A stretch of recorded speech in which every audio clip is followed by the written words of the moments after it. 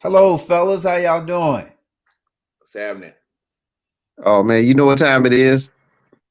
It's opening day for the NBA. That's Yes, all it that is. matters. All right. But look, we are in the house. The Sports Brothers. Today is October the 18th, 2022. And we're gonna give our NBA preview. As you can see, there's Rod in the building, Zack, and Mr. 411. Mhm. All right, y'all ready, fellas? Yes, sir. Yes, sir. All right, let's go.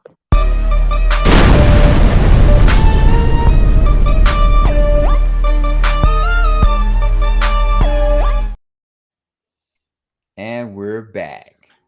There it is. Please do the following for us.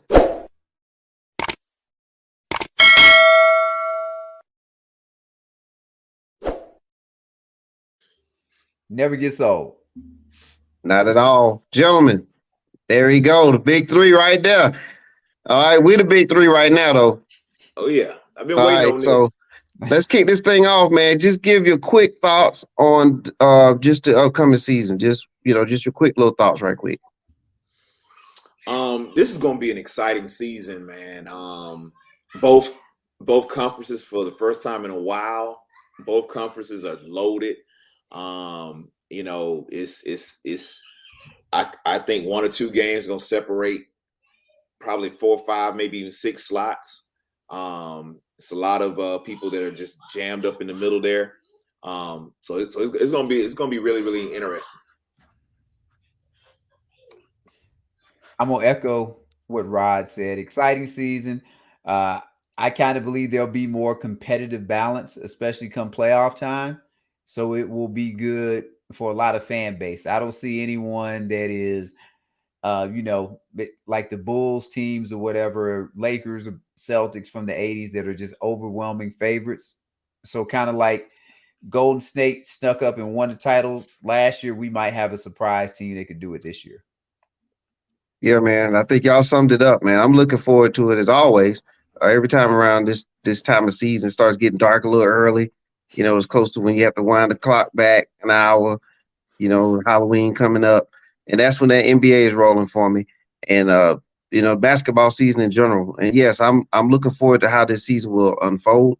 I think that there will be a continued change of the guard, if you will, and I'm sure we'll talk about that, as we get into the season. But I think that this is going to be a new era in the NBA.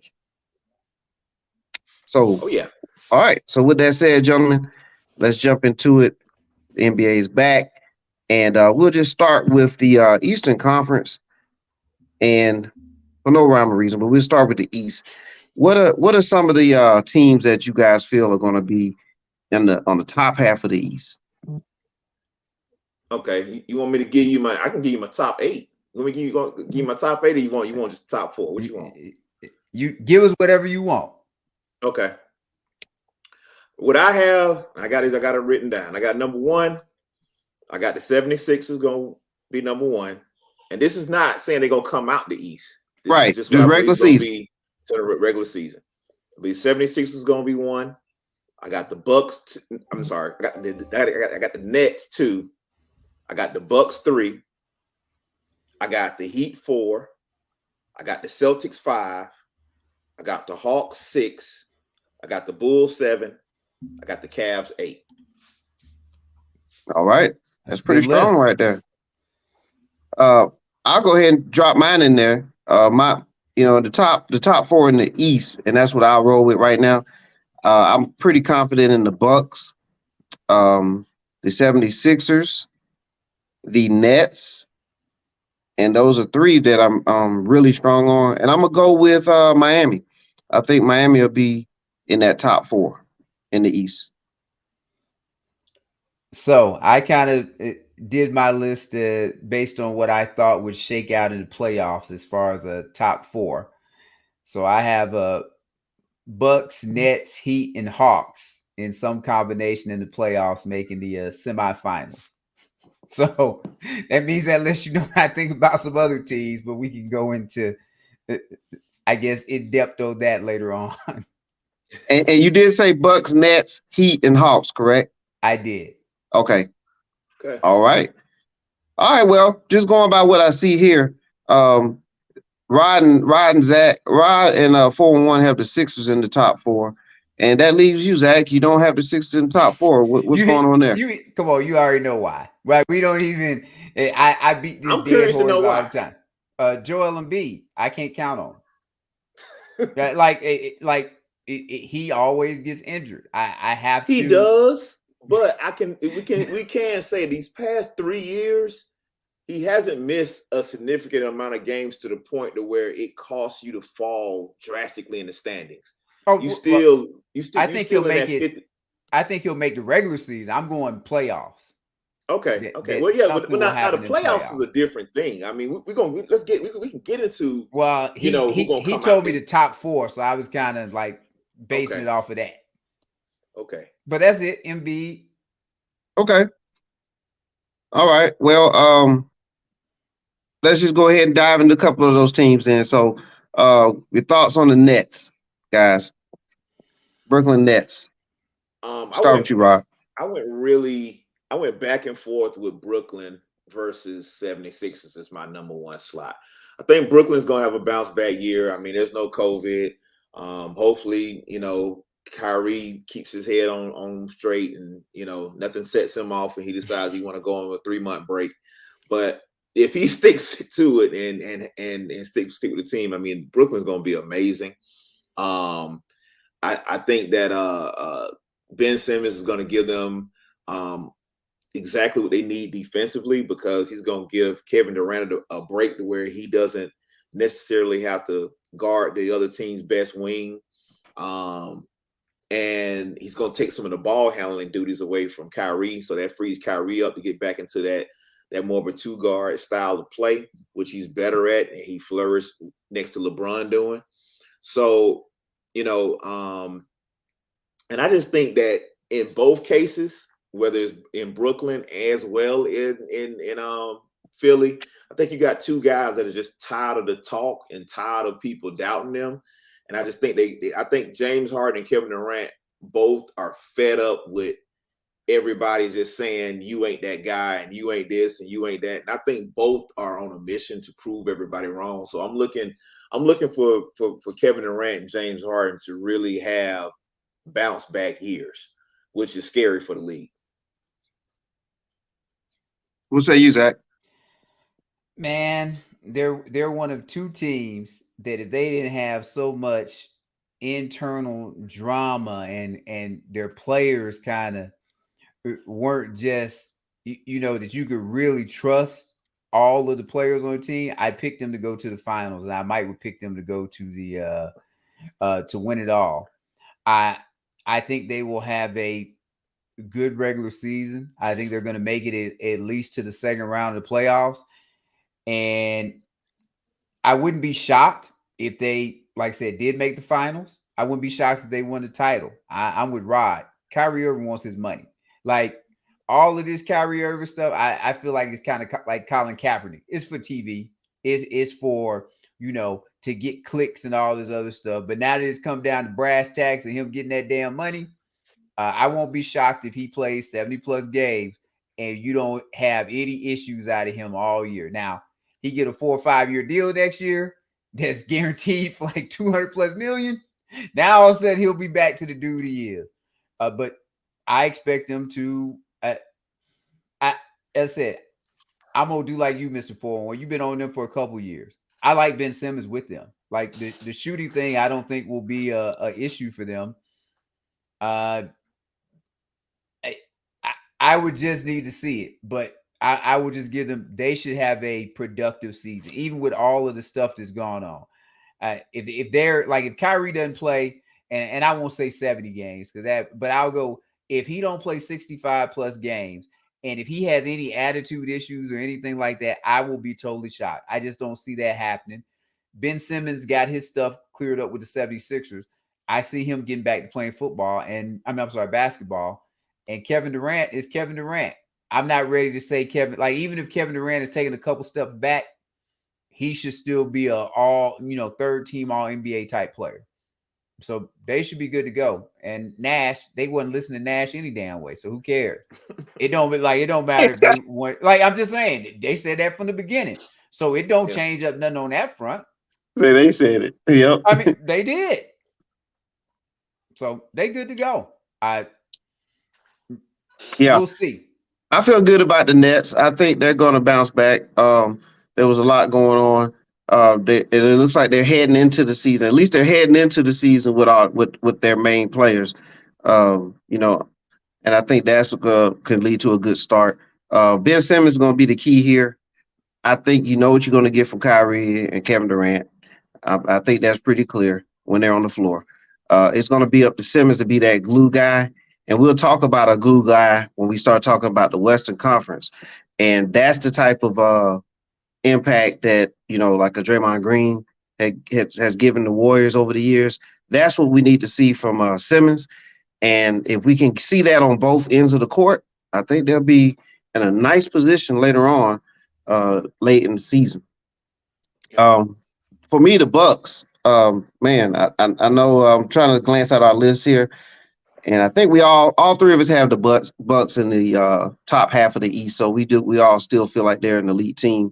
I think we pretty much all agree because we did our rankings that we have Giannis as the best player in the game, and I think as long as you have him on the floor, we should be feeling good about that.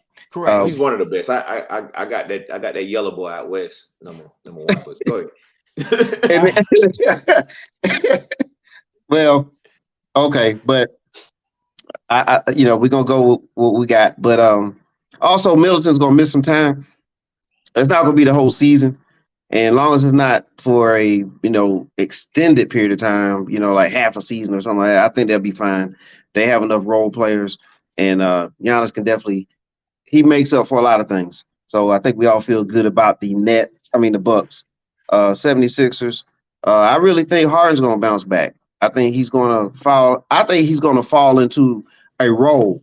And that's part of the theme that I was speaking on earlier about my outlook of the season, changing of the guard, if you will. I think certain players need to start shifting into certain roles now. This is pretty much more of an Embiid type of league than a Harden type of league right now. So if Harden can just play a role and the expectations from the media and fans and all that, you know, temper that. Look at Harden as being more of a he could still get a triple double, but it'll be a lower end triple double. You know what I'm saying? More like a 15-point triple double, something like that. But as long as he give you like a 15-7-7, I think he'll be okay. It looks like he worked out over the summer to get in better condition and things like that. So I think he also realized where he is in his career. But we'll find out. And they're actually playing Boston tonight. Yes, they are. Which leads me to this, guys. None of us mentioned Boston. Why is that? As far as the top half. Well, I think they're going to take a step back without Udoka. And I think just with all that controversy, whatever, because defense is it's an effort thing, and I feel like Udoka demanded that they play with that level of effort defensively, and I will have to see it, you know, on a consistent basis to be like, okay, well, maybe I was wrong about that, but my gut tells me that they're gonna slide a little bit without that leadership that Udoka provided for them to get them to play that level of defense. I thought they overachieved last year, I guess I say. So they're gonna take a step back, I think, based on results last year. But if Middleton isn't out, I don't think they beat the Bucks last year in my mind. So I'm with Rod. Udoka. Not sure what Udoka really brought for them, but what he gave them something that Stevens didn't give them. So however he connected with them, and I'm not sure if everybody is all cool with how the Celtics treated Udoka on that team, and that might, you know, spill over that. Okay, they start looking at everybody sideways, like, why y'all all upset because this guy, you know, did what he did, but it wasn't illegal. And maybe they have a thing because Brad Stevens and the guy that's one of the owners, when they were doing their meeting, like, I thought Udoka raped somebody or so, like the way they kept talking about this, I was like, I thought they said it was consensual. So Yeah. That's it's not getting as much pub as some of the other organizations that have stuff going on, but that's a big deal to me that they said, yep, we sending you home for a whole year. Yeah. Yeah, for Absolutely. me, man, I'm wondering, do you ever bring him back? Because I mean, if he's suspended for the whole season, I mean, Yeah, and that to me is the biggest thing, because I'm like, you know, I would rather you just fire him. You know, it would, because like now what you're doing is it's like, okay, I'm going to send you home, and you can't make money the way that you normally would. I mean, he still got part of his salary, but it's not his full salary. So I'm getting paid less than what I'm worth, and you know, as good of a coach as he appears to be, other teams would love to have him. Yes, and I think that's why they're holding on to him, because somebody would have took him if they'd have let him go. yeah, Mm-hmm. maybe try to extract a draft pick or something out of there for him. But yeah, Yep. it's gonna be interesting to see how Boston handles this season, and see where they go from there. Zach, you mentioned the Hawks in your 4. Is that as far as postseason, or is that even regular season included? I would expect them to play well in the regular season, but I'm going. This is kind of how I expect it to shake out in the postseason. Okay, all right, cool. So we can come back to the Hawks then. Your Miami Heat. Let's talk about them because me and you have the Heat in the top 4. Rod, you don't. And Zach, this is your squad. We'll start you off with you, and then you can pass it back to Rod about the Heat. Well, Actually, I do have them in our top 4. They're number 4 for Oh, me. you do. My well, apologies. I'm not drawing a straight enough line, okay? you So you do good. have 76ers, Nets, Bucks, and Heat. So we all have the Heat. Well, all of us have the Heat in top 4, Zach. So fire away.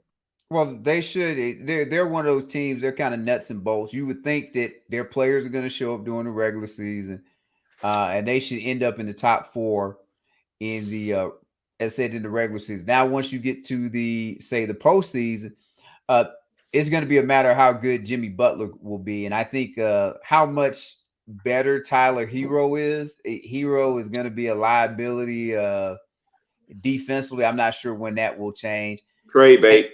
And, and then they gave him a lot of damn money. Look, I'm shocked at the contract they gave him. Like, gosh, damn.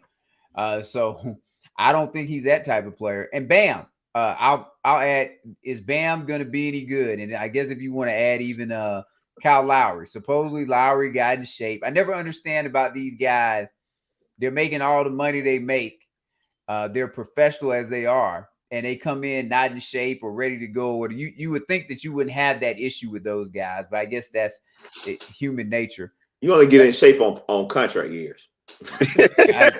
Look, and I know I laugh about this, or I kind of joke about it. I go off the Kobe Bryant standard. I'm not giving anybody a damn contract if they, and that's a lot to ask. Kobe Bryant contract, I mean standard. He's the same dude whether you pay him $1 million or whether you were paying him $100 million a year. That's what I want. If I don't feel you could be that, I ain't giving you that damn money. But the Heat, I think they're contenders, but they're going to be kind of like Boston last year. They got to get the right matchup in the playoffs so they can try to exploit it. Like they would need, say, maybe avoid Giannis, or even if you want to go avoid Embiid or something of that nature. So they're not, because they're not going to, their best player, and I really like Butler, but Butler isn't he's not a level guy that you could just depend on to carry you. They're going to need the whole team to do that. But it should be another solid season for the Heat. Nothing to be ashamed of. Okay, Rod, anything on the Heat? No, I mean he's pretty much summed it up, man. I mean, the Heat they meat and potatoes. I think they need to trade Tyler Hero. I think they need to trade. They just need to clean up their roster and get another meaningful player. They got a lot of good players, and it needs something great to get them over the hump. They kind of remind me of Portland back in the day, where there was a lot of good players, and just I'm talking about that Portland team that had Bunzi Wells and all of them. Yeah. It was just a lot of good players and nobody did great to just get them over the hump. If they just had that one great player, they could win the whole thing. All right. Okay. Well, nothing else really for me to say about the Heat. I think you all summed that up. Other than I know that they're going to pass the ball. They have a system where they move the ball, great ball movement, and they're going to play hard. I mean, that's just a requirement.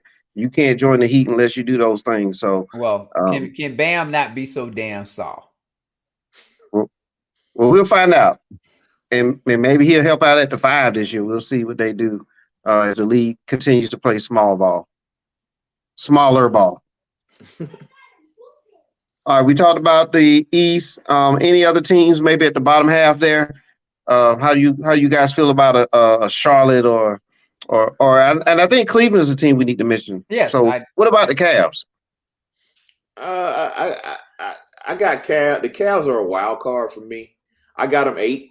You know, I got them making the playoffs. They're a wild card for me though, because what does Donovan Mitchell really do for them, you know, in terms of you know, will he elevate them offensively, but then at the same time he could bring them back, you know, defensively, because he doesn't play defense like that. Yeah. He's quite undersized too. I think a lot of people don't realize that he's about 6'1". He's about a 6'1" guard that likes to score a lot. And so we'll see how that affects the team. They do have Evan Mobley. The young man really looks like he's going to be something special in the league, definitely in the near future. He's already ready-made for the NBA. So they do have a big man that I believe is going to be a perennial all-star at some point. He's going to go on an all-star run. And I think they're going to be a tough out. And they're young enough to play hard every night. So keep your eye on them. For me, also the Hawks. We can get back to them. And guys, you can bring up your surprise teams at this point. For me, the Hawks. I know it sounds kind of funny saying they're a surprise, but I think they're going to be. We know they're going to be competitive, but I think they're going to be a lot better than what a lot of people think, because I like the backcourt. I like the addition of Murray. And I think that having a guard that can play defense and have some size on him, that's going to help out Trae Young. So what are you guys' thoughts on the Hawks? I don't think they're worth mentioning. And I will go separate from Rod. I think they're comparable to the team 2 years ago. I like the Murray, but look, I'm tempered by expectations. And are we taking the ball out of Trae Young's hands some? If they really gonna take the ball out of his hands some and allow the rest of the roster to utilize their skills, I like them to make it to the second round of the playoffs. That's what. Yeah, they cannon fodder. They're gonna. They don't have it. It's kind of like Trae Young. It's like you said about Miami. You got to have you a guy when typically you got to have you a guy to win in the NBA. Like, even though the Golden State was a team last year, Curry is a guy. Like, so is Trae Young a guy? I don't think Trae Young is a guy that you could just put everything on yet, but definitely should be a I have them second round. I think and that'll be good for them. All right. Okay, that's it. Any other teams in the East you want to talk about before we switch up? Well, you were saying surprise, and we kind of hit on it. I think Boston is my surprise team in that they're not going to meet expectations, and I just still have questions about that whole Udoka thing. I don't understand it, and I'm about like Stephen A. that why we put Udoka on blast for having a internal relationship or whatever, and all these other cats out here ain't ever been put on blast for having it. Like, that just it's something. There's something that's just weird about that. And like Rod even said too, why they just ain't fire his ass then? Like, just go on and get rid of it. I think because they got caught up in the situation, Zach. I think it's a Boston Celtics problem. Boston is the one that has this rule in place, so they pretty much put themselves in this position, if you will, because they have the rule in place about this type of activity amongst staff, if you will. So they have to do something about it. And it's not an NBA rule. The NBA would be fine with it. And if it was another team, it wouldn't have been probably been no issue elsewhere. But Boston, this is a Boston Celtic team rule that makes this the problem, and they have to address it. Like they came back out of it now. So yeah, but why they just don't fire him then? That's just weird to me. If it's that bad, if it's that horrible, just fire the dude. Or they ain't like y'all said, they ain't told us that he coming back as the head coach either. So I don't understand. Well, you know what? I guess they're not letting them go because they see that they just made the finals with this coach, and he has a great connection with the team. I want to say this right here, though. More important than Udoka and even the Celtics as an organization, we're gonna shout out the late great Bill Russell. Yes. They did a great tribute for him tonight. I wish they had did it, on one of his birthdays or something, and really gave him his flowers while he was living. But we really lost a pillar and a staple of the entire NBA. And as much as I hate the Celtics, I love that guy. He the NBA is on his shoulders. It was built on his shoulders. So, RIP to the legend. Yes, sir. Rest in heaven. And guess what? You're exactly right, Rod. Like Russell has a lot to do with this league, and Zack knows this. I always talk about those legends and a lot about them. Yes, you do. And a lot about them. And Russell, man, that man got it done in his time. And I wouldn't take that away from anybody. Like I remember back in the days we talked about Dwight Howard, and the comparison that we had to Dwight Howard was like the Bill Russell type. You know what I'm saying? A guy that just dominated, especially from the defensive point. And yes, he is our league, man. And kudos to Russell and all the things he's done. And then to survive in the climate that he did and to lead, and still get things done. Like that right there means there should be no excuse for any player, know. And I want to, and hopefully, if this reaches the Laker organization, Jeannie, take notes, give Kareem his flowers while he can still smell them. Agree. Kareem's been battling some health issues. That's the GOAT on the other side over there, Yep. Very much like a Bill Russell. He means a lot to this organization. Oh yeah, totally agree, man. To the league, period. To the league. So, hey, I'll add. Look, a lot of it, especially in basketball, kind of similar to boxing. You're defined by who your rival is. Like the Lakers, Celtics, you kind of always keep them together. Russell, I'm not sure if anybody else has a better rival than Wilt Chamberlain. Like that's you start telling me who your nemesis is. That's a pretty big boy. Like I can think of maybe Shaq and Duncan, but Chamberlain. Russell proved a lot by going up against that guy, among all of the other stuff that he did for the league. Absolutely. Well stated, guys. All right. Let's shift over to the West. On that note, Bill Russell, you mentioned Bill Russell. He actually played in the finals back in '64 against the Warriors, and Wilt Chamberlain. And Wilt Chamberlain was a Warrior at that time. So let's talk about Golden State. So Golden State Warriors. All right, they're the team that won it all. Yeah, go ahead. You about to say something? Right? Oh, okay. No. I was wondering, are we gonna get the standings for the West? Because I got those too. But okay. Oh yeah. We definitely gonna do that. We're gonna do that as well. But for the West, like the Warriors, they're the returning champions, and just want to get your quick thoughts on that because they have the Draymond Green situation. Oh, yes, that's what I was. This is what I want to know from you guys, and it'll help me solidify because I'm not sure. Especially with today's players. How does that affect everything? Like, how does Jordan Poole it does nothing. It does nothing. So you think Jordan Poole is just cool with everything? No, he ain't cool with it because it got out. But at the end of the day, he's going to be cool with it because once they start winning, it's going to become distant memory. You know what I'm saying? It's like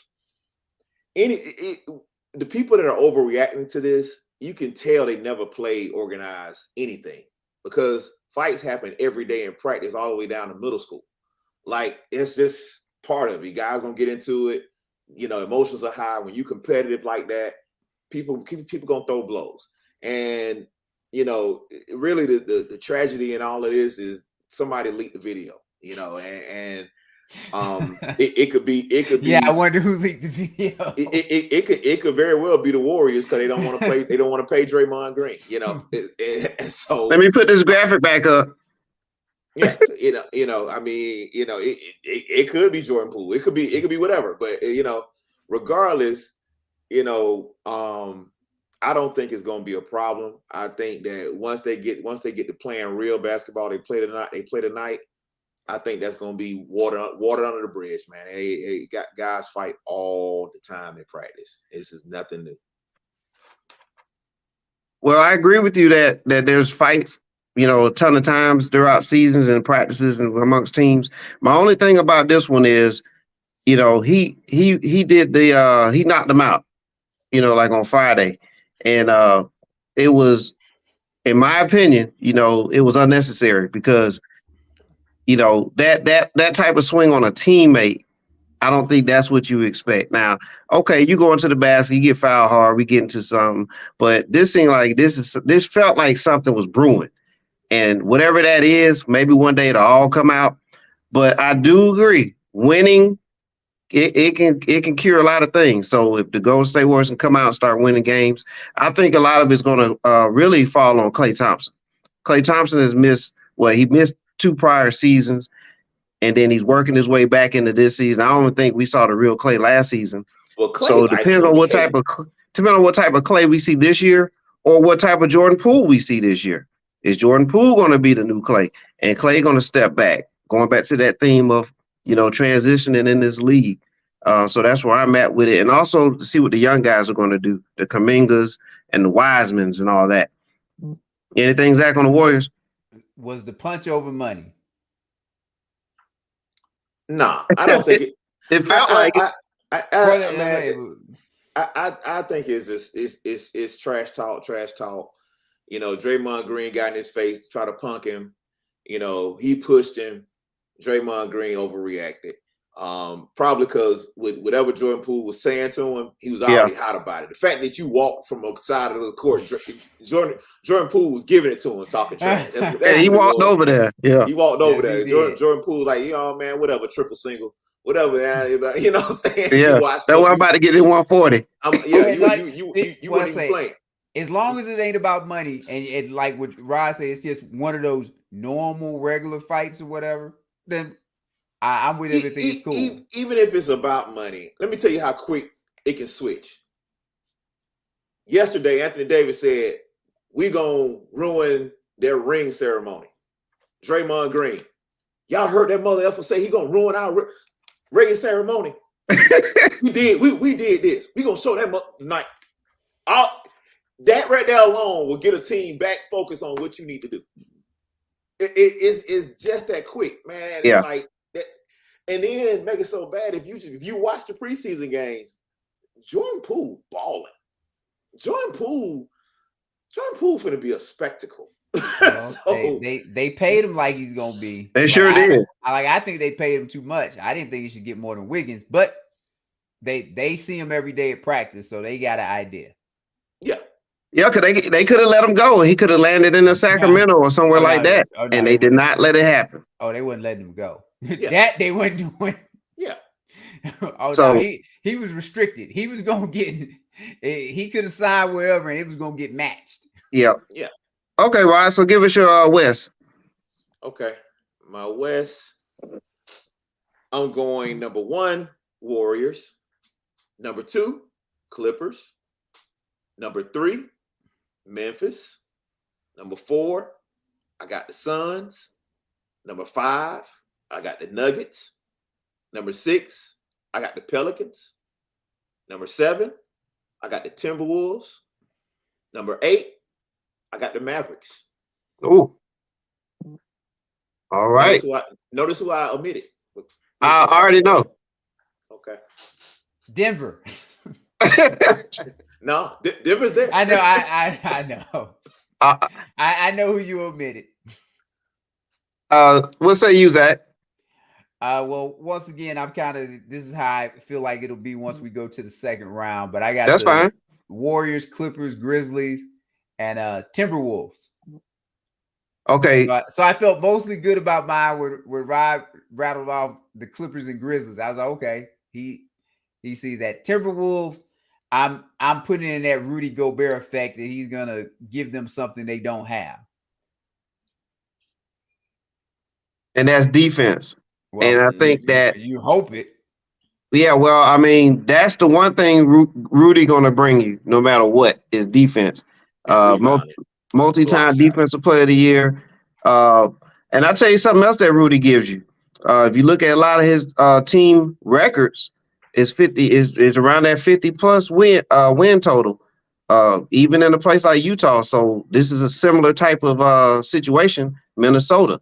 And I think that Minnesota will be a surprise, and I'm gonna give away one of my surprises already now. But I think, since you mentioned Rudy and everything, I like that. I actually like it, and I see you like it a lot to have them in your top 4 at the end of the day. Well, hell, they gave up enough for him. They better be pretty damn good. Like they treated him like he's the damn man in the NBA. Well, I mean, I wonder how much this is going to help Karl Anthony Towns. To have somebody that's bigger than him in the middle, that's a legitimate eraser. So we'll see how they play this. But yeah, and then don't forget Ant-Man, right? University of Georgia, Ant-Man. He needs to pop this year, or he needs to pop a little bit more this year. Yeah, and you got Russell. So this team is looking like they're ready to make a move, and so we'll see how that go. We all have the Warriors on the top half there. I also have the Clippers up there in the top 4 in the West, and the Grizzlies. I have them as a series. I have them as a contender, not only just being in the top half of the West, but I actually have them as a contender. I really feel good about Ja Morant and where he's at in this league, and the way their team. Like if you look at their roster, you're like, I don't know who they have, but as a team, as a collective, as a unit, I mean, these guys are loving to play together, especially on the defensive end. So don't be surprised if you see that the Grizzlies have great defensive stats during the season. I think that's key, and they'll rely on Morant, kind of like Iverson during his heyday, as far as their scoring goes. Let's talk about the Clippers, guys. What y'all got on the Clippers? Are they gonna be healthy? And I have them in the top half too. I'm breaking my rule on what I apply to Embiid. I'm not really applying, but I should. Like if Kawhi talked more, we treat him like Kyrie Irving, because Kawhi ain't played a lot of basketball. Like, we just being real. So I'm going out on a limb, assuming once again that they gonna show up and play as a team, and that group will produce not just in the regular season, but also in the postseason. Well, I think part of the reason why we don't give Kawhi as hard of a time as we give Kyrie is Kawhi is at least tied to injury. It's not I'm upset George Floyd died. I'm taking off months. It ain't, I just need a mental break. Or it's my sister's birthday. I'm gone for the week. Or I don't want to get vaccinated. Screw y'all. It's something injury related with Kawhi. And I think that the guy, one thing about Kawhi, he doesn't play unless he feels like he's fully healthy. So if he's playing, that must mean he feels like he's fully healthy. So if he's fully healthy, he should finish the season, right? So there it is. Well, he'll play his 55, 60 games. So right, and that's all you really need from him. Yeah. Yeah, what I like about the Clips, man, is that they've showed you over the last couple of seasons they can win a lot of games without Paul George and Kawhi, because they have a good system, and the rest of their team understand their roles, and so they keep it rolling, if you will, even when they're not in there. And then when they come back, everybody just falls right in line, and they continue to do what they do.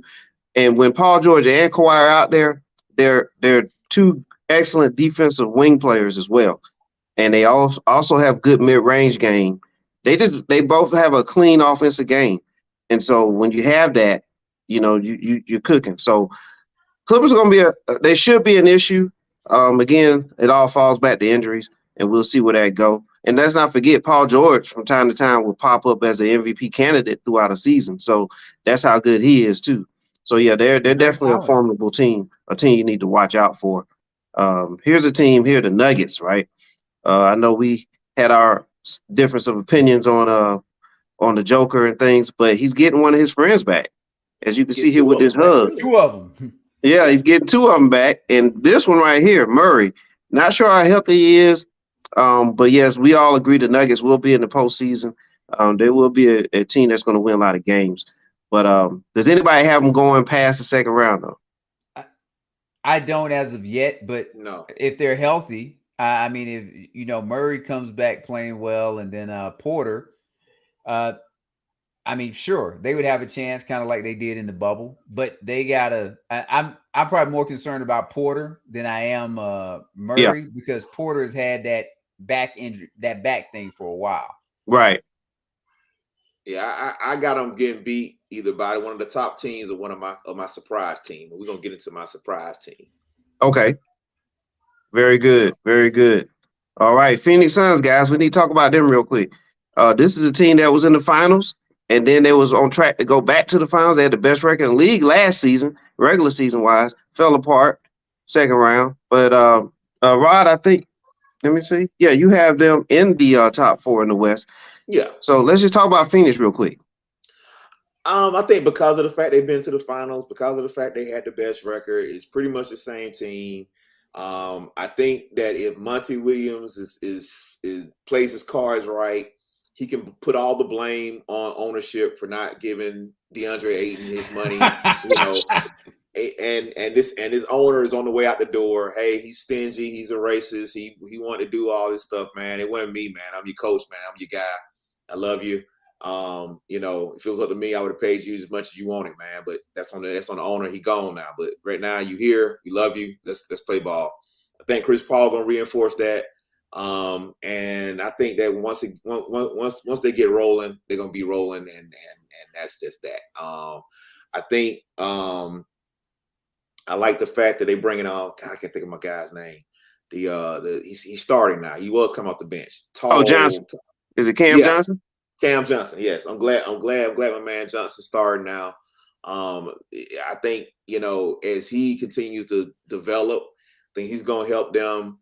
And even with all that being, I'm still accounting for there's gonna be some slippage because of the locker room issues. That's why I got him at number 4. Otherwise I would have him, possibly 2, even 3. But with that going on, that's why I got him at the 4th slot. But I still think they're a good team. I still think Chris Paul is probably the best leader in the NBA. All right. Any comments on the Phoenix, Zack?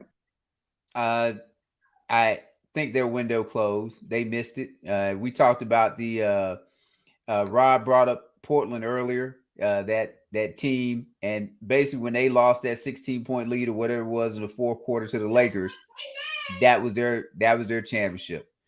Suns lost their championship. Chris Paul, love him. He's an old man. NBA is a young man league, and once they get to the playoffs, it's just asking a lot to, like, he's too key for the team. Now, I like how Rod also tried to say we go put it off on ownership or whatever. Yeah, DeAndre Ayton ain't hearing that. He remembers the playoffs and how Monty Williams tried to play him. So we'll see how that works out. Maybe the money makes a difference, but I don't think Monty Williams wanted him there. So if they do like Rod saying and finish in the top 4 and they can make a run in the playoffs, that will be a real credit to the organization and a real credit to Chris Paul.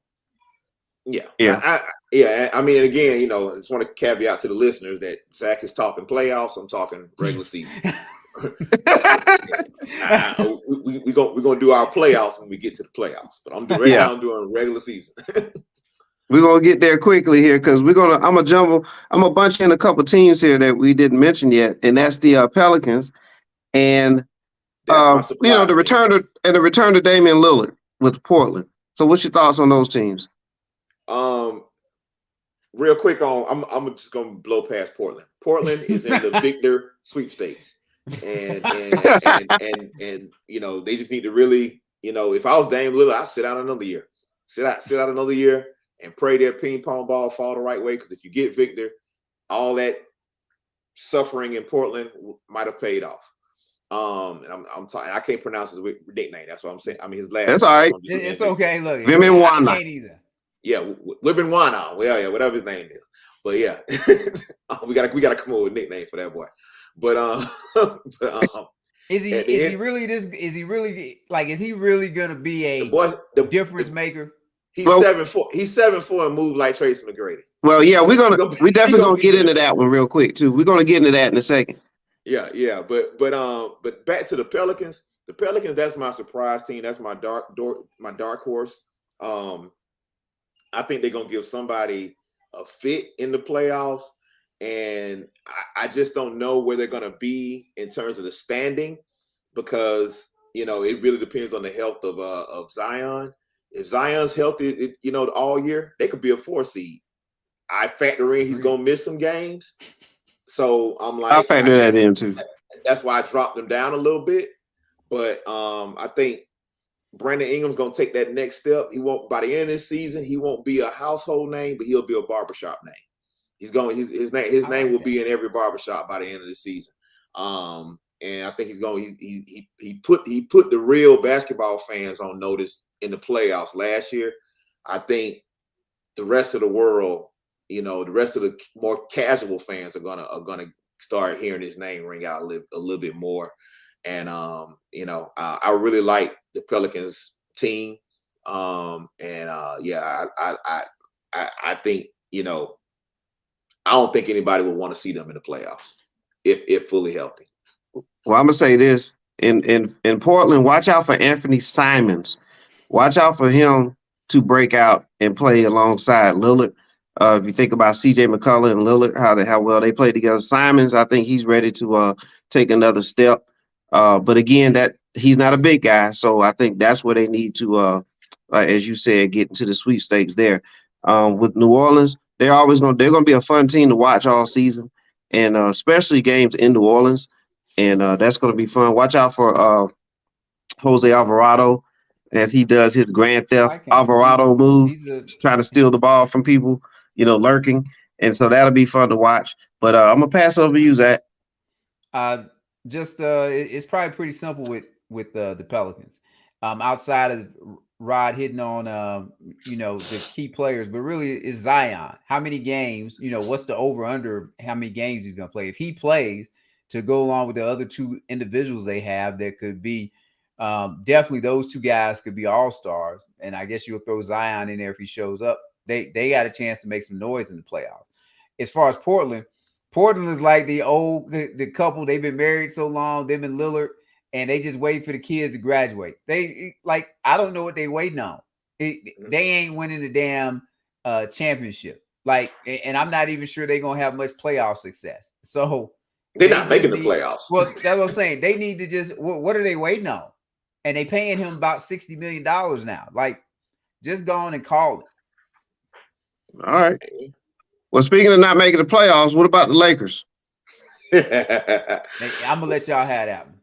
Well, I do want to hear from you, Zach. You know, but on the Lakers. But I'm gonna say this. I've been a Laker fan for a long time, and I never before have I ever been into a season where I'm hearing everything but championship when we have 3 top 75 players. There they are right there. Not 2, but we have 3 top 75 players. We have a LeBron James who just averaged 30 last year. We have Anthony Davis, which everybody would agree he's a top 10 talent. You got Westbrook who can get a triple-double at will. And all I'm hearing is, will the Lakers even make the playoffs? And LeBron gonna break Kareem record. Nothing about a championship.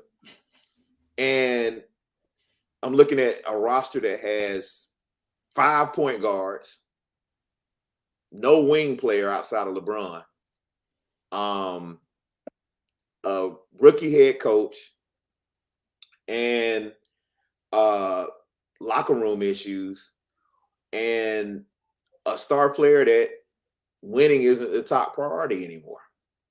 And I just see that as a formula for missing the playoffs, especially when they already got a built-in scapegoat in Russell Westbrook. So I just don't see this going nowhere. And then you got the injury factor. If AD goes down, it's definitely over. But I think even with him being healthy, I think we're going to see that. It's just winning a championship is not the priority. Yeah, I question the additions. I mean, you already have a Westbrook, but you're bringing a Beverly. You already stay 5-6 feet off of Westbrook. You're gonna do the same thing with Beverly, and then you factor in that they want to. We want to run a positionless type of offense, but we don't have positionless type of players, in my opinion, outside of AD and LeBron. But LeBron is too far down the road now, and so I just don't see how this all is going to work out. And honestly, Beverly, he's actually showing you on the court that he's the leader, and that's something I'm not really happy about either. Not that he doesn't.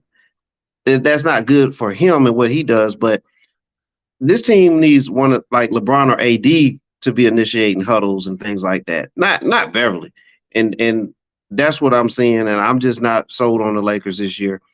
I do think they will improve. They will make the play-in tournament this year, though. Seriously. Well, my main thing is, and here we go again, is Anthony Davis gonna play, and this is gonna be the last year. So this is the last year I'm buying the Anthony Davis stock. I think he's a top 5 guy. He is supremely talented.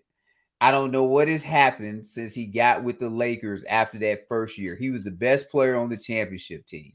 He's a offensive and defensive guy. Can he get back to that? If Anthony Davis can be Anthony Davis, I think the Lakers are championship contenders. And that's because I'm a believer in Anthony Davis's talent. And then all the rest of the guys just have to do their thing. Now, I'm going to say kind of like I said about Portland. Why are we not cutting the cord with Westbrook? If you don't want to trade him because you don't want to give him the picks, just release his ass and then gone, because you got the team here and you got him here. It's not going to work. You're doing everything you can to make Westbrook do what Draymond did. You brought in Patrick Beverly. You're talking about you're going to put him on the just go and let the dude go so y'all can move on as a team. But then you won't have the crutch. Yeah, you won't have a scapegoat. Well, let me ask you this, okay? For years, we've heard the notion that LeBron James makes his teammates better, right? Yes. Okay. Westbrook played with Durant and at least went to a finals. They were always a contender. They were always, right there in the West. He went down to Houston, played with James Harden. He made the playoffs. He went out to Washington. He made the playoffs. You with LeBron, you with the king, you with the GOAT, as some say. You got AD. Why you can't make the playoffs? Oh, well, I'm blaming AD. I give him being unhealthy as the issue. But now after I give AD like 50% of that blame pie, then I'm gonna give about 45% to LeBron, because LeBron is old now and he doesn't need to be the focal point in my mind. Like AD needs to be who you run the offense through. And It's no shame in LeBron if he go out there, get 20 points and say gets, 6 rebounds, 6 assists or whatever. But he take the ball out of his hand. I think the Lakers can compete. Now, how that works out, I'm not sure. And I also don't understand. I like the trade that they keep talking about with Indiana, where you get Miles Turner, and then Miles Turner and Buddy Hield. Like at least it's a better fit on the roster. I think like AD want to play the 4 anyway.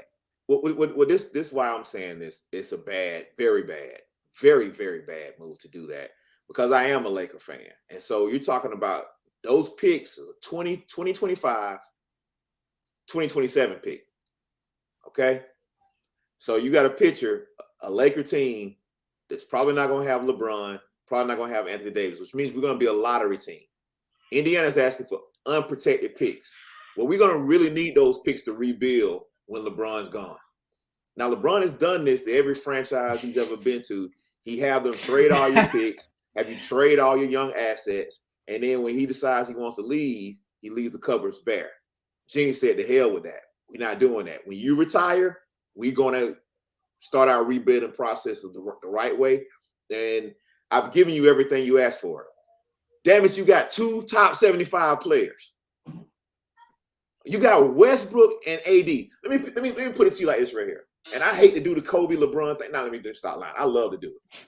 If Kobe Bryant had just averaged 30 last year, he came into this season with a player like Anthony Davis and Westbrook, tell me we wouldn't be talking about Lakers finna win the championship with all your chest. It wouldn't be no, where they make the playoffs, where they gonna be? No, if Kobe was on this roster after averaging 30 the year before, fully healthy, we talking championship. It ain't no wondering.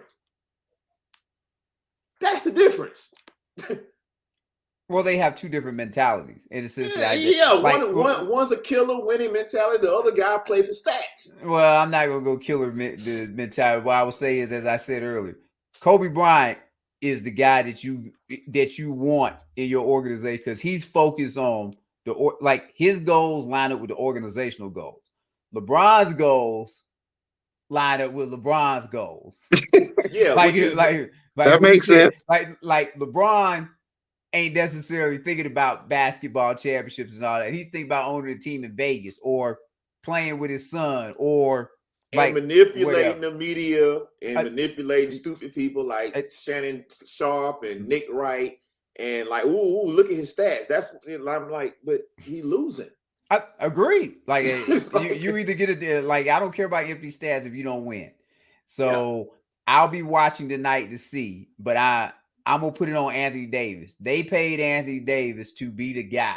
Like when you're talking about when LeBron is gone, Anthony Davis should be there, and he should be y'all guy for I guess until he's too old to be the guy anymore. And I hold him accountable for everything. Be healthy. I thought he should be like what Giannis is right now. Back when you pushed this back a couple years ago, and Giannis kept rising, and Anthony Davis has just been some damn dude. Yeah. Well, we're gonna see. We're gonna see if the Lakers put the team on Anthony Davis' shoulders, and then see if Anthony Davis takes that lead. It'll be interesting to see how it go. We'll get a taste of the team tonight. Westbrook is playing tonight, from my understanding. So we'll get to see how in a live NBA real regular season. They got to look at themselves and stop blaming this man for everything. Oh no, Westbrook ain't the problem. Like I don't blame him for anything, but I do like if they would bring him off the bench and let him work with the second unit so he can do his thing. I think that would be better for the team if they're gonna keep him. Well, good luck with that one. But I don't blame Westbrook. Westbrook is not at fault for last season. No, he's not, because when you can average 22, 11, and 11 before you come over, like it ain't it's something there. You don't go from 22, 11, 11 to being a scapegoat. There's just no way that's the case. Well, let me say this. Neither LeBron nor Westbrook ever learned how to play off the ball. Now, in Westbrook's case, his excuse is he's been a point guard. He's a point guard, okay? However you feel about him as a point guard, he is a point guard by position. LeBron's a small forward, power forward. LeBron should know how to move better without the ball. Agreed. Okay, guys, we're gonna go ahead and wrap it up a little bit. So let's get into right here. We have some odds right here. These are the league MVP odds based on Fox. And so Luka is like at the top of the list there, followed by Embiid. And then you have like Giannis and so on and so forth. So who you guys have as MVP? They robbed him last year, so they got to make up for it. I'm going Embiid. Embiid should get. I think he should get a MVP if he remains healthy. I would say Luka, but I don't think Luka's going to have the record because the West is back fully intact. Everybody's healthy. There's no, like he missed his opportunity with the Clippers being down and the Nuggets not being at full strength. But if everybody's back, I think Dallas is going to be where they're supposed to be, which is right around that 6 through 8 spot. And with a record like that, I think the record's going to hold Luka back. But I do think the 76ers are going to be a top 1 through 3 seed. And I think with that being said, Embiid will have the numbers to get him the MVP as he should have got last year. All right, Zach. There you go. Rod just said it. And I think Rod's sentiment is going to be everybody's sentiment. So I have Embiid winning the sympathy MVP award. All right. Well, I'm going with Ja Morant as the league MVP this year.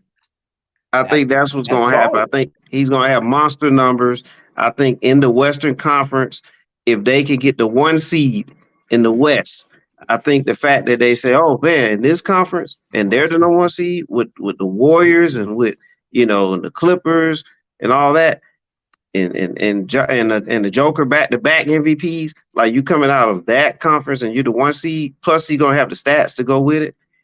I think he's gonna get the MVP this year. Well, hell, I can't disagree with you. You got the Grizzlies getting the number 1 seed. You damn right. If the Grizzlies are the 1 seed, he should be the MVP. Because I don't see that happening, but that's pretty bold. I mean, they were close last year, so I'm thinking that they might be able to do it again. They were right there with the Warriors last year and the Suns. All right, let's take a look at something else here. Back to the rookies. Zach, you asked a question about Victor Wembanyama. Is he really legit? Don't nobody want Scoot Henderson? Like, don't nobody want Scoot Henderson? Y'all ain't tanking for him? I mean, no, they're not. Actually, I tell you who I really want. I want Macon Georgia's own. I want that Reeves kid. I want that Kawhi Reeves Jr. kid. I would love for him to be on the Lakers.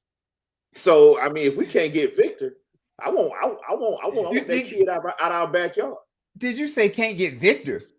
If my Lakers can't get Victor, what to come to a game? Are you talking about to play next year? I'm talking about get Victor in the draft. Man, hell no! If the Lakers better not be in the damn lottery. If we miss the playoffs, we in the lottery. And they better damn sure not be in the top 4 of the lottery. Well, if the team fall apart and you got injuries and you got all this other stuff going on, it's quite possible. Hell no, the Lakers better not be. They better be in the damn playoffs and real playoffs. Here's the scenario. If AD gets hurt, which is highly likely, I'm gonna sit LeBron down, and I'm gonna tell Westbrook to go home, and we finna tank for Victor. That's what I would do as an organization. That would be bad. And guys, remember too, even if you do, the NBA has the bottom 4 teams will have the same percentage. They switched all that up, which I don't agree with. I personally don't agree with that. I think the NFL has it where the worst team gets the number 1 pick. And I know there's more positions and all that, but the goal is the team with the worst record is supposed to have the best chance to try to improve. So it is what it is at that point. I mean, but hey, that's a whole nother show. But it got to the point where people just tanking. Yeah. Just ugly tanking. And if you tank, Philadelphia tanked for years, and they hit with Embiid. They hit with Simmons too, but they missed on Fultz. They missed on a lot of other picks. Was it Noel or some other guys? It was whoever it was, but it was multiple guys that they missed on as well. But they did finally get the one for sure with Embiid. So it's still a chance that you're taking. But to go back to Zach's question about Victor, you touched on it, Rod, about him being on one end of the court he's Giannis, one end of the court he could be Durant. And that's the type of game he has. He has a Kevin Durant type of game and a Rudy Gobert type of body as far as height goes. And he pretty much has every just think about it like this. He has pretty much every shot in the book. He can shoot mid-range, shoot from three. He can shoot off the dribble. And he's doing all that at 7'4".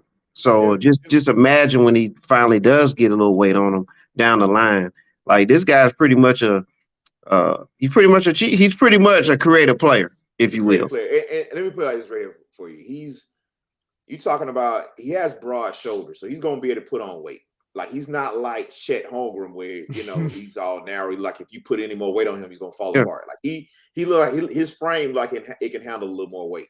Okay, but he got Steph Curry range. I would say he drives and has Tracy McGrady type moves. And then in the post, I seen him do Elijah Wan type stuff. This dude is freak. Like, the only thing can stop him is health. If he's healthy over the time of his career, we're gonna see something we've never seen before. And like, this is a generational type player. He could, yeah. I mean, I haven't been this impressed with a kid out of high school, college, whatever you want to name it. I mean, I haven't in my lifetime. I've never been impressed with nobody like this. So that's super high praise. I would probably lean more towards a Shaq, Magic Johnson coming out, maybe a Wilt Chamberlain coming out. But I do get what you're saying. He is a freak of nature. Yeah, no, and I didn't count Magic because I'm talking about, because I wasn't even born when Magic was playing in high school or whatever. I'm just talking about just that aspect of what I've seen, understanding basketball. I mean, I'm like, this surpasses LeBron, this surpasses Kobe. I'm talking about, I haven't seen a guy at this size do everything that he's doing.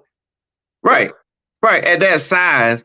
Like I said, I think you have to go back when we all wasn't there, but we have to go back to Wilt Chamberlain when you talk about somebody with size that could do some freakish things. Because, I mean, just looking at some film on Wilt, I think he's more athletic than this guy, for sure, without a doubt. I think he's faster than this gentleman. He may not be able to shoot from distance. His skill set. Well, Wilt had a skill set too. He had fadeaway jumpers, finger rolls, all that stuff too. He didn't shoot like this though. Yeah, he wasn't shooting from the hash mark. He wasn't crossing up guards. But then you got to look at the defensive side of things as well, and the speed. This kid blocking everything. He blocking everything. But he doesn't jump like Wilt. So I'm just saying, comparing him to Wilt, you ain't got to. Well, I don't know about that one now, Rod, because Wilt has some serious hops to go with it too. 7'4" is extremely tall. Like, it's tall, but when you're 7'2", I mean, there's 2 inches right there. But then you look at the leaping ability of a Wilt and the speed, because Wilt was just as fast as LeBron James on the court at one time. So I don't want the kid jumping too much. When you 7'4", you don't need to jump too much. You protect them knees. Well, y'all say he's a shooter, right? Yeah, he's a shooter. So he's a very good shooter. Yeah, he's definitely the number one overall pick. I mean, and he is a generational player without a doubt. 7'4" dude that can shoot. I'm assuming he's got a long wingspan. I will be interested to see him in the league to see what type of player he becomes, because those are all interesting measures. Like, I hear what everybody is ready to pick him. I have never seen. I mean, he literally had a guard on him. He in and out, crossed over this guard, stepped back, and jade him. And I'm like, oh no, that ain't fair. that ain't fair. If he's 7'4" and can do that, that would be. And I'm gonna say this too, guys. He is at some point we are gonna have teams that have 5-7 footers in their starting lineup. That is coming. Just get ready for it. It's coming. You're gonna have 5-7 footers in your starting lineup in a couple more seasons. I mean, Orlando terrible. They already got Bo. You put him and Bo together. Oh my God, that's 2 7-footers, and neither one of them are traditionally big men. So if you were to put a traditional center there, now you got 3 7-footers on the floor right there. Yeah, it's coming. That's where the league is going to go, because you're going to have more players that are going to model their game after, guys like this.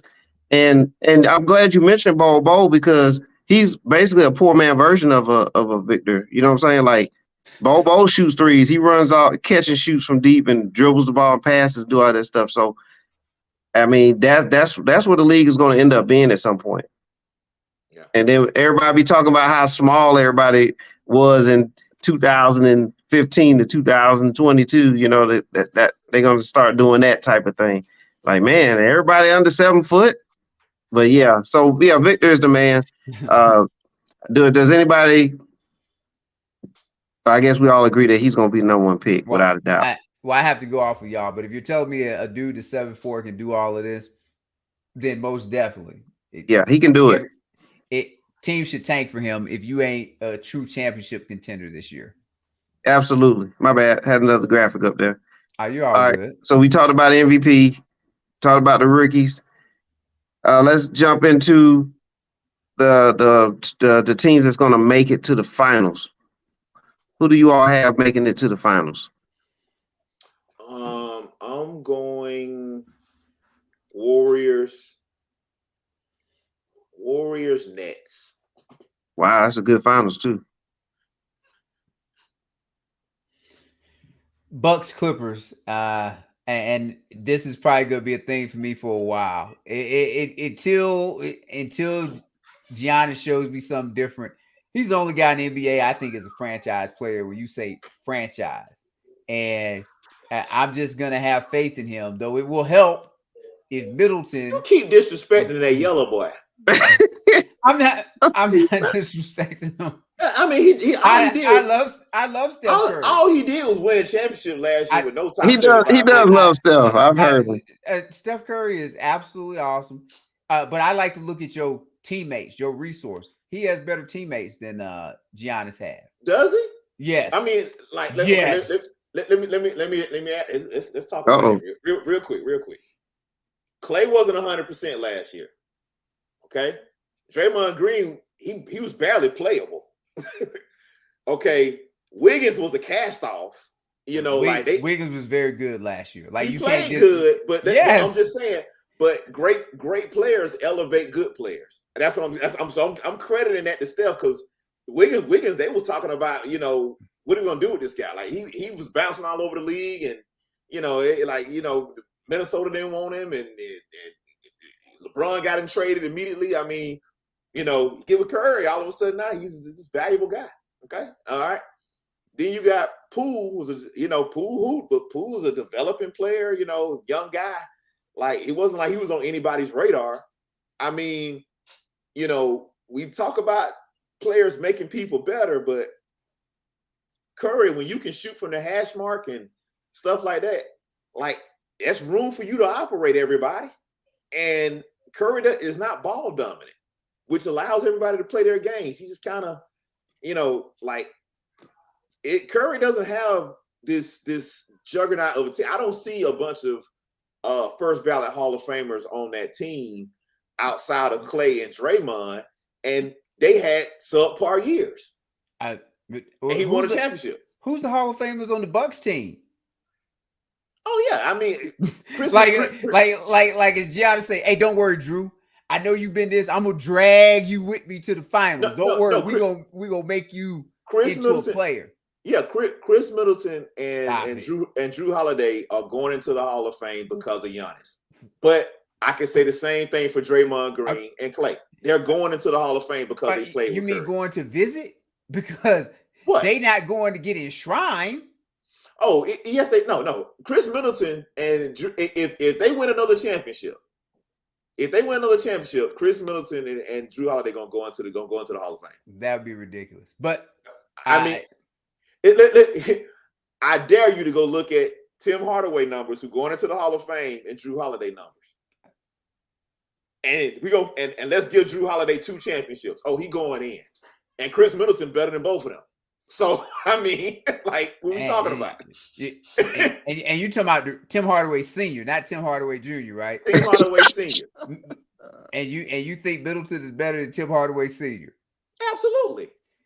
Wow. It's 2 sides of the ball. That's what I said. That is high praise for Middleton. So see, that is really high praise. Like you think Middleton is way better than I think he is, but when you say, man, we could have won a championship if we had Middleton. He's pretty damn good. Anytime you say that about a guy, but that's pretty damn good. But that's because you got him on the roster and he eats a lot of cap space. If he wasn't on the roster, you would had other people to fill in. Like he is, it's kind of like Draymond. Like I like Draymond. Draymond is valuable for the Warriors. Like for the Warriors organization, he is key for them. I would trade everybody outside of Anthony Davis and LeBron right now for Chris Middleton. Possibly even LeBron because of the age factor. Chris Middleton right now is a top 5 shooting guard in this league. That tells me the league ain't that good at shooting guard then. No, Chris Middleton's damn good, man. He's very good. Well, as good as you think Klay Thompson is, Chris Middleton is just as good differently. Now, Klay is a better 3-point shooter, but Chris Middleton is better off the bounce. He got a better mid-range game. I think they're both good. Would you call them secondary players on rosters? Yeah. Then the Bucks should definitely win the championship. Look, if Chris Middleton is what you tell me is, the Bucks should win. Like, because I know what Giannis said. And I said, I like what Curry does. Curry affects it differently. Now, here's the thing that I will say me. I'm probably biased in that I'm old, and Giannis plays defense, and he plays elite level defense. So I probably give him more credit than I give Curry with that. But if you want to tell me Curry's a franchise guy, I won't argue. He's got 4 championships. Warriors won last year, but Giannis is the only guy I would want to give a max contract to right now, and he's younger. I just want to say this right here. Would you take 20 points, 4 assists, and 6 rebounds a game? How would you take that? Sure, but I mean, and you shooting 54% from the field and 41% from 3. Would you take that? Yes, that's Chris Middleton. He makes a lot of money, but also, I would say this too. He gets a lot of that because his ass is open because they focus on somebody else that ain't him.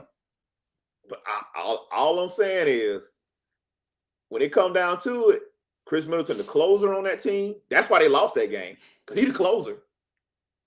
Chris Middleton, the closer. Well, we're gonna find out.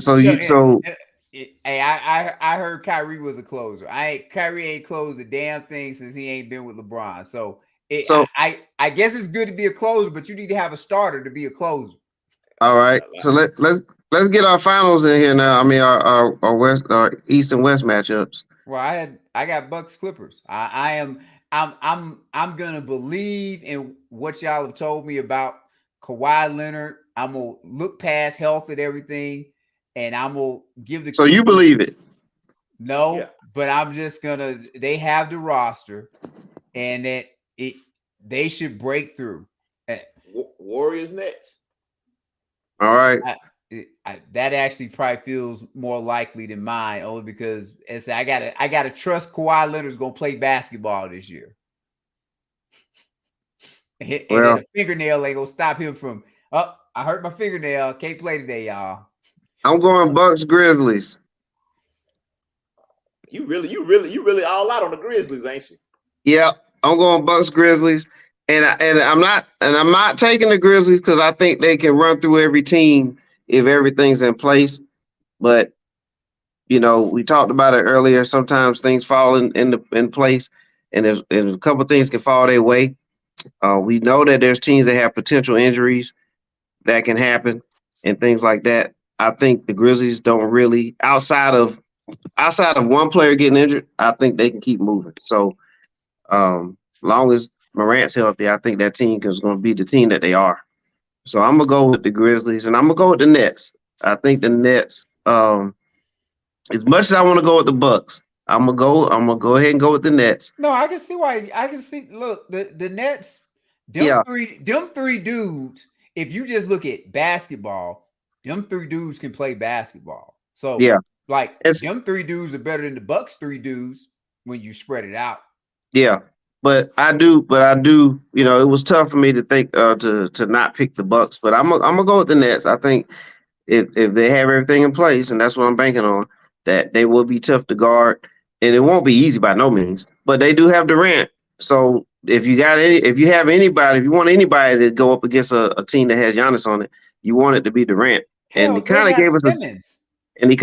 a glimpse of that, when they met in the playoffs. Was it year before last? Yes. Where he hit the three. Well, it would have been a three if his foot were online, and so that would have showed you there. And that was with an injured Harden, by the way, and an injured Kyrie. And so, I'm just saying, that's where I'm going with it now. So you can write that down. I'll make sure it's on the page. But those are my picks. And guys, let me make sure I get you guys picks so I can make sure they're listed there. So there's Bucks, Bucks, Clippers, right? Yes. You can That write was Zack. You can write the All right. Bucks in pen and the Clippers in pencil. All right. But that's what you got. And I got Memphis and Nets and Zack and Rod, you had Warriors. Nets. And I'll add this. Warriors, Rod, Nets, right? Mm-hmm. Okay. So we agree on the Nets. If the Warriors win the championship this year, Rod, I will definitely show Steph Curry ultimate respect, and he will be high up on my NBA all-time list. Oh yeah. All right. Well, based on the odds, it looks like the Warriors and Nets are the more likely finals, but we'll see how it all comes out. They all chasing the Larry O'Brien trophy right there. I saw the Lakers with the 9th best odds. Yeah, you did. Somebody must think the Lakers can play still. Somebody ain't been paying attention. Yeah, we've been down that road before. We'll get into that in the Laker locker room. But man, that's all our picks right there. Anything else, guys? Jordan Poole, 6th man of the year, another sympathy award.